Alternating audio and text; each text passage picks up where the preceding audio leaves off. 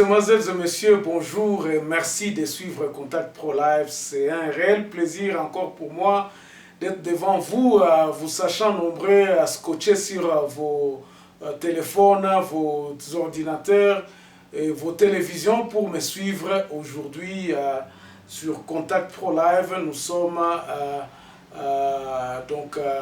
mercredi, où nous allons développer un sujet encore que j'ai intitulé, comme vous l'avez lu dans le titre, le pain sans pain. Ceci va être basé sur l'action du gouvernement, l'action, donc le motif principal, donc les objectifs dans lequel nous avions épinglé dans le premier discours de notre Premier ministre et au sein même du président de la République. Ceci, je crois qu'il tient compte des événements qui se déroulent à l'Est, où on a perdu un ambassadeur, l'ambassadeur de l'Italie, dans un incident que je peux appeler un incident quotidien, que le peuple congolais à l'Est vit tous les jours. Donc, et ils ont, je crois, essayé encore un peu de réformer, de ressusciter ce sujet-là de l'Est. Parce que cet incident ici met encore en exergue ce qui se passe exactement à l'Est. Ça donne encore un peu de l'ampleur, l'attention à l'Est. C'est pour cela que nous nous sommes dit, nous allons réfléchir aujourd'hui à propos de ça, sur la sécurité et l'action du gouvernement, dans lequel il a dit que ça sera les priorités des priorités. Mais avant d'aller un peu plus loin, nous allons prendre les grands titres à la une des journaux qui paraissent sur Internet et puis nous revenons tout de suite après dans le développement de notre sujet. Voici les grands titres à la une des journaux qui paraissent ce matin sur Internet. Nous commençons par élection.net. RDC, l'ambassade des USA interdit à ses concitoyens des citoyens de se rendre à Butembo. Et puis Maniema, l'intersyndicale nationale de la RVA désavouée par les agents de cadre aéroport national de Kindu. Actualité.cd, affaire Matata Mponyo, le tribunal s'est déclaré saisi et renvoie la cause dans un mois. Et puis des écarts de primes entre médecins locaux et étrangers à la base de l'assassinat de l'épidémiologiste de l'OMS à Butembo. Congo profond. GM Chantenier demande les allégations sur une prétendue business de mine de l'ambassadeur italien. Et puis, désordre à l'hôpital Mamayemo, dernier scandale à ciel ouvert signé Eteni Longombe. 7 sur 7. Kaboun désapprouve les propos tenus par François Béa au Rwanda et appelle à s'assumer. Et puis, 112 groupes armés identifiés dans l'Est de la République démocratique du Congo. On termine par Radio Okapi, Équateur, le parquet des grandes instances de Mbandaka n'a qu'un seul magistrat. 11 personnes tuées à Babelebe par le milicien FPIC. Merci, on se retrouve demain dans un nouveau numéro. Au revoir. Bandeko, vous n'êtes pas sans ignorer qu'à l'Est, ce n'est pas la nourriture qui nous manque. C'est là où se trouvent les grandes terres arables. Au Lonaka, aux Anatan a besoin d'ingrédients, il y a des engrais chimiques pour faire pousser les pommes de terre, les oignons, les donc ça pousse vraiment, ce sont des terres arables comme les gens, les politiciens ont l'habitude d'appeler ça. Bon, ambassadeur, on a koufa qui a kendaki so ko sala action sociale et tout ça. Moi, je ne veux pas revenir à ça. Mon émission d'aujourd'hui, nous allons essayer un peu de réfléchir. Qu'est-ce qui peut nous amener la paix à l'Est de la République démocratique du Congo? Ça fait plus de 20 ans que l'insécurité oeza korényé kuna. Dans 2 dernières années, les statistiques oeza koloba, toza ko contacter bato oyo baza sur terrain, na biso ba analyste, na ba élément mususu tozwaka. Nous avons compté à peu près dans 2 ans 3400 personnes tuées. Et ces chiffres-là sont répertoriés parce que activistes à Nord Kivu, ils tiennent compte ya koloba toza ko koma kombo ya mutu na mutu oyo baza ko retrouver si par chance na batu oyo bakuti babomaki boye. Leurs noms sont là, kombo na bango ezali, et puis toza ko sala liste wana, et puis on verra peut-être l'avenir ekozala na kotanga bato wana oyo bakufaki na guerre moko oyo eza koperdure oyo tozoyeba ezouta wapi te. Alors, l'action du gouvernement est centrée sur la sécurité et la paix à l'Est. Bandeko yango wana lobaki na lobi le pain sans paix eza nango inutile. Soki gouvernement oyo eza ekosala ka slogan ekozala nango tina te, donc tokoya koma lisusu on va retomber dans les histoires que nous avons toujours vécues. C'est pour cela nous nous disons que il faut batu ba réfléchir toyeba mabe eza kouta wapi po toyeba ko attaquer yango malamu. Ngana bande koloba déjà na ba émission na nga passé na lobby boy na lobby pe ekouta na STT sans que batu kuna na est ba prendre sécurité na bango en main. Ko prendre sécurité na bango na maboko ezate ke koloba ke no bango bazwa siko ba machette te. Il faudrait qu'ils se sentent responsables de leur sécurité. Ainsi, pour arriver que batouana bazala na conscience que sécurité na bango eza na makati ya maboko na bango, il faut les réunir. Nde musala ya gouvernement ya ngwana parce que na tangu oyo gouvernement zolo batotinda ba soda l'armée n'a pas pu amener la paix à l'est de la République démocratique.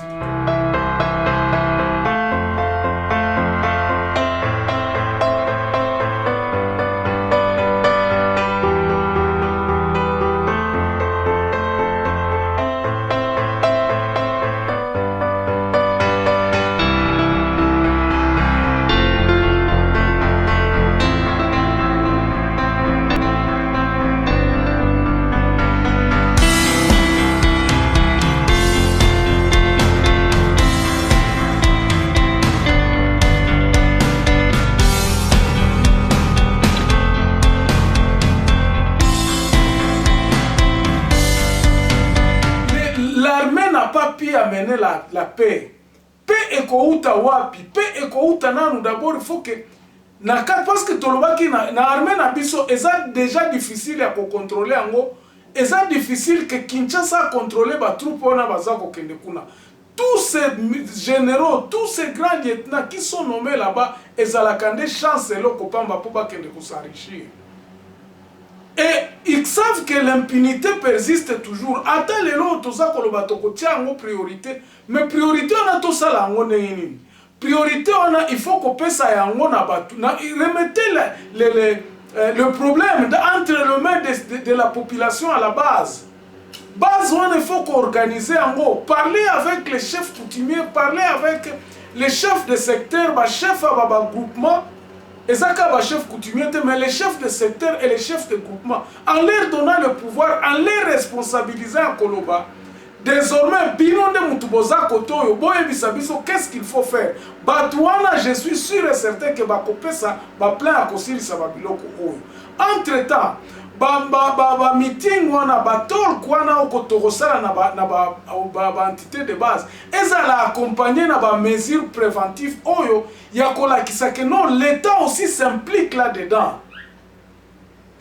Transfert à autorité na batu oyo ba commandant l'armée que soit ezala contrôler na bana mboka la base. Na base il faut bazala na comité moko. J'attendais je suivais interview un chef rebelle na ba réseaux sociaux azakoloba ba massacre on ezako salema tam susu biso tosala kayango te parce que biso tozoya kokobundela mboka poto chasser monguna. Qui est le monguna? On parle des Rwandais, on parle de Banyamulenge, on parle de Burundais, tout ça. Batouana bazana kati ya armée na biso. Ainsi donc, si aujourd'hui on ne parvient pas à dire à Yabatou Oyo, Batouana Baza, les autorités civiles, qui ont les gens qui ont ces peuples, ces militants, Batuna Bango, O Baza Kokota na ba groupe armé, ceux qui ba autorité morale, wana ba yebisi bango te, et puis ba lobby que non, voici.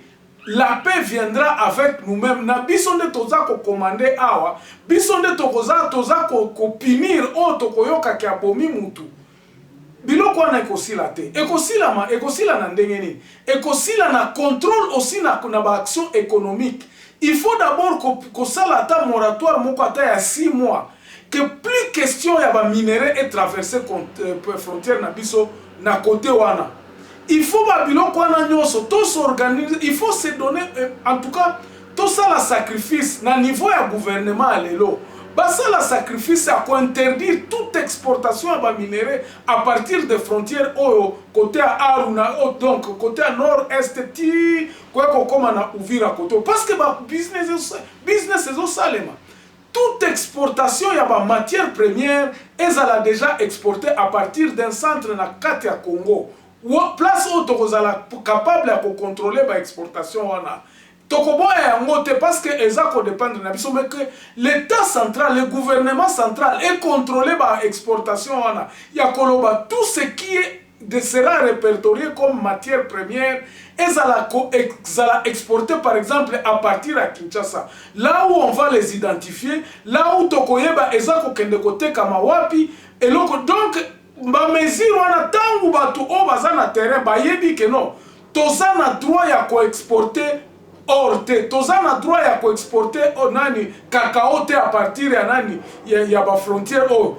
La Tanzanie avait fait ça. Tout ça la centre moko d'études o centre ya expertise o et ko recevoir kaka ba matière première o ya ezako destiné na exportation. Babylone connaît à Kolia, oui, nous pouvons dire que non, ceux qui battent à côté kaka Babylone, même le café doit être exporté, doit être contrôlé. Mais et cause la contrôler n'engeni na population oyo eza responsabilité. C'est pour cela que je me dis, si aujourd'hui l'autorité à la base na batu oyo tant que ça la conférence wana ba état de lié et puis l'état et le gouvernement central est impliqué ba mesure wana koloba to pesi bino pouvoir ya ko contrôler. Ba exportateur chaque commerçant o abimisaka ba or o abimisaka coltan na ya avant bima il faut les kana Kinshasa ko bimela kana Kinshasa batuana biloko wana nyoso ba biloko bozoloka ekosila. C'est parce que l'État n'arrive pas à responsabiliser la base na kati ya badani ya ba exportation ba matière première wana. Mais si l'État donnait la possibilité à koloba que non à partir de telle date. Or, jamais il y a une frontière na biso. Ba matière première est à partir de la frontière telle que Burundi, Kavimvira wana, Bukavu, Goma ou bien à côté à Kasindi, na côté à nani ya Rumanga kuna ils ont na frontière mususu wana parce que kuna ne ba camion les kaka. Alors ceux qui seront mis dans l'application à Babylone, il faut qu'ils aient bana mboka, bana ya Sud Kivu, ou bien l'armée qui sera contrôlée totalement par l'autorité ya Sud Kivu. Bangone mtu bakobanda kozala ba commanda wana. Baza la kateke bazokende na ba opération bazaka na ba téléphone. Oh c'est chef de moni ça ce ne sont pas des militaires responsables. Et ça ba généraux responsables parce qu'ils reçoivent pratiquement ba ordre à partir à Kinshasa. Ce qui va mesure wana gouvernement o ezakoya yeba que non biloko ezako cause ba insécurité côté à nord Kivu kuna eza ba matière première oyo le fils du pays sachant qu'il y a du désordre bazako kolekisa côté ango bazako kolekisa na ba zamba bazako kolekisa même à la frontière tomona ki awa ba kolta commande et bimaka na Goma wana biloko wana ezala interdit d'exportation na ba frontière wana. Le gouvernement qui est là, je crois qu'il sera responsable va réfléchir kaka na eloko wana. Ce qui ko réfléchir à koloba ke ba biloko wana nyoso frontière kuna ezala fermée et que les gens les militaires qui seront affectés pour na ko implémenter na wana bazala les gens du sud Kivu, nord Kivu, ba militaires oyo baza commandé par les autorités provinciaux, ordre à partir de la province. Et que Batouana bazala sous leur ordre. Pourquoi? Parce que quand la population va dénoncer, c'est dire que non, mututende mutwazako bimisabilo koboe.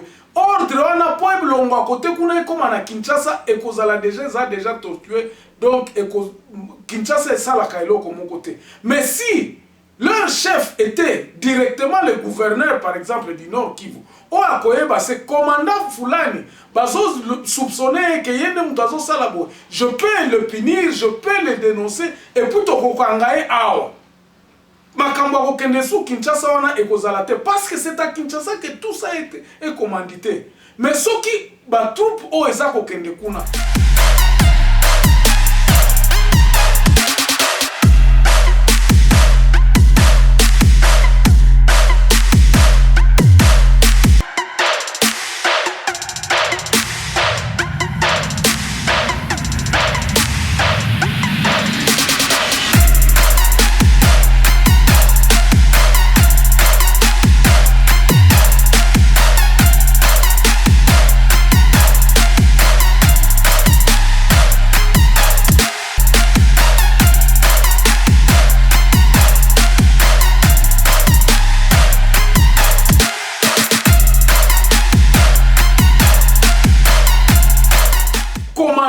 Bango est déjà sur place à Koyeba. Soda boye, les soldats sont identifiés. Batunyo so baza identifiable. Et que la population s'implique même dans le projet. Je crois qu'il y a une sécurité aussi là, dans l'Est. Nos terres sont très arabes. Tout ça a besoin d'importation à Babylone que belé. Batuna Sud Kivu, na Nord Kivu, ils peuvent s'auto-alimenter. Parce que quand les gens rentrent dans les champs, nos marchés sont remplis. Alors, elo kwana nena ngaki na loba nango lelo ke nani eloko oyo baza koloba sécurité nde kozala banani na bango eza la priorité na bango eza la sous slogan te que les mesures puissent accompagner bazwa ba décision oyo. Parce que tout tourne autour des minéraux. Ce qui va importation de minéraux et kangami ba frontière na biso ba kangiango. Tout minerai ne sortira plus à partir de Bukavu ou bien de Uvira ou bien de Kasindi ou bien na ba frontière wana nyos. Mutu wa alingi ko importer nani na soki aza na muzigo na yo bien aza na ba minerai nani alingi importer qu'il fasse tout pour akomisango na Goma ou bien na Kinshasa. Et là, le gouvernement doit intervenir à côté, par exemple, par cargo. Il y a des minéraux ou bien des matières premières destinées à l'exportation. Que les gens puissent venir identifier Babylone. Comme ça, le gouvernement central aura le contrôle des minéraux dans Bangoana. C'est question de réfléchir à Kolobake. Biloko nyonso insécurité nyonso nezako uta côté. Surtout na côté à Beni. Le cacao ezako soko botalika ba cycle ba massacre ona. C'est lorsque le cacao est récolté. Au comment à côté à Buni akuna peut-être ba EVA aussi.